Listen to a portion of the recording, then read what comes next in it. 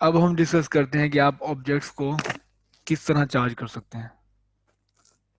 Objects को किस तरह चार्ज कर सकते हैं, तो उससे पहले हम डिफाइन कर लें। तीन टाइप के मटेरियल्स हैं कि एक है कंडक्टर्स। कंडक्टर हम कहते हैं जिसमें इलेक्ट्रॉन्स फ्री टू मूव होते हैं, जैसे हमारे पास कॉपर है, गोल्ड है। इंसुलेटर्स हैं, उसमें जो इलेक्ट्रॉन्स हैं फ्री टू मूव नहीं होते, वो बाउंड होते हैं एटम के साथ, जैसे कि रबड़ है, ग्लास है। सेमीकंडक्टर्स हैं, उसमें प्रॉपर्टीज इन बिटवीन कंडक्टर्स और इंसुलेटर्स होते हैं, जैसे आपके पास जर्मेनियम है, सेमीकंडक्टर, आपके पास सिलिकॉन है। तो अगर आपने किसी ऑब्जेक्ट को चार्ज करना है तो उसकी अरेंजमेंट उसको इस तरह से किया जा सकता है। लेट्स से आपके पास एक न्यूट्रल स्फीयर है, ये आपके पास इस स्टेप पे है।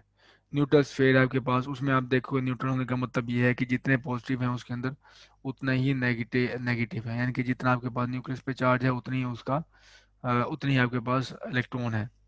तो जितने इस केस में 7+ हैं तो 7 ही आपके पास नेगेटिव हैं, तो ये टोटल न्यूट्रल है।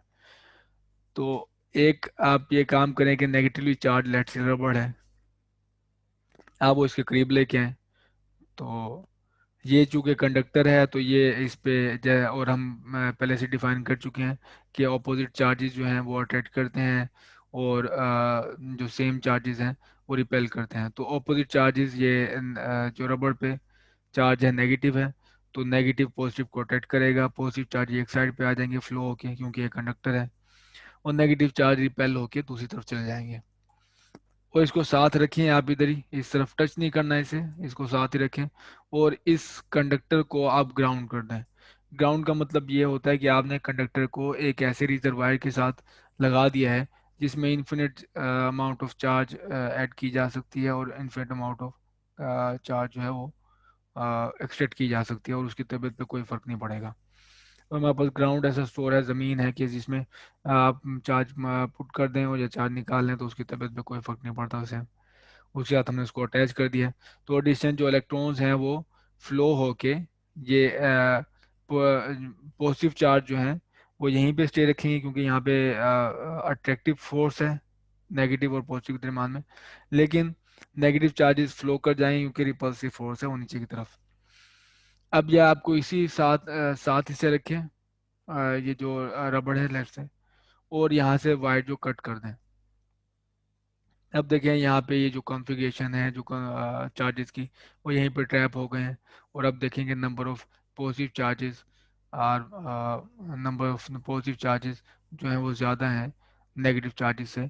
तो ओवरऑल आपके पास इस कंडक्टर पे पॉजिटिव चार्ज आ जाएगा। तो ये देखें, हमने न्यूट्रल से स्टार्ट हुए थे, आखिर में हमने कंडक्टर को चार्ज कर लिया। तो टोटल यहाँ पे लेट से नेगेटिव हैं 4 हैं, और पॉजिटिव आपके पास 7 है। तो इसके ऊपर 3 चार्ज होगा, 3 यूनिट्स ऑफ चार्ज होंगे। तो इस तरह आप बाई कंडक्शन चार्ज कर सकते हैं। और जबकि कंडक्शन जो चार्जिंग बाय रबिंग है उसमें कांटेक्ट ज़रूरी होता है, तो मटेरियल्स का।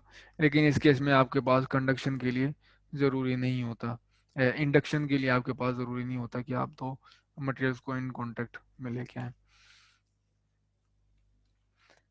पोलराइजेशन है मटेरियल्स में, अगर आप इस पे हैरान रहे हैं कि एक अगर आप जैसे कि कॉम्ब है, आप बालों में कंघा करें और उसको किसी थोड़े पीस ऑफ पेपर्स के करीब लेके जाएं तो वो उनको अट्रैक्ट करता है। जबकि आपको पता है कि जो आपका जो कॉम्ब है वो भी आपके पास है इंसुलेटर है, और ख़ास तौर पे आपके जो पेपर हैं वो भी इंसुलेटर्स हैं। तो ये कैसे अट्रैक्शन हुई है? तो कॉम करने से आपके पास बालों में उसके ऊपर लेट से पॉजिटिव चार्ज आ गया, बालों से रबिंग करने से आपके पास उसके ऊपर पॉजिटिव चार्ज आ गया। तो पॉजिटिव चार्ज करने के बाद जो चार्ज है वो अब आप लेके जाएं न्यूट्रल मटेरियल जो है आपके पास, लेट से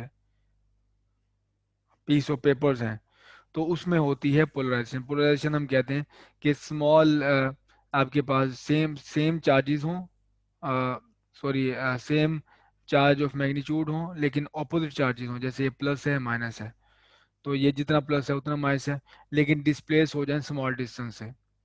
तो ये प्लस है माइनस है।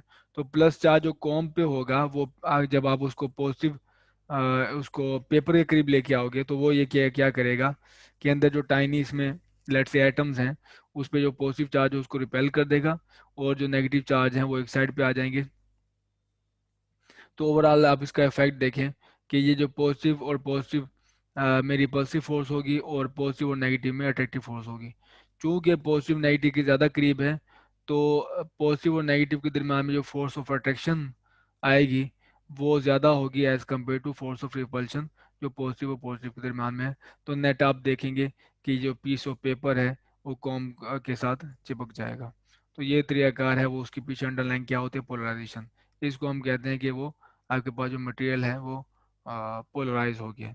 इवन दो अगर आपके पास कंडक्टिंग मटेरियल नहीं है, वो इंसुलेटर्स हैं, तो उसमें भी ये पोलराइजेशन हो सकती है। चार्जेस इलेक्ट्रॉन तो फ्रीली मूव नहीं कर सकते, लेकिन उसमें इस तरह से इंड्यूस चार्ज आप बना सकते हैं।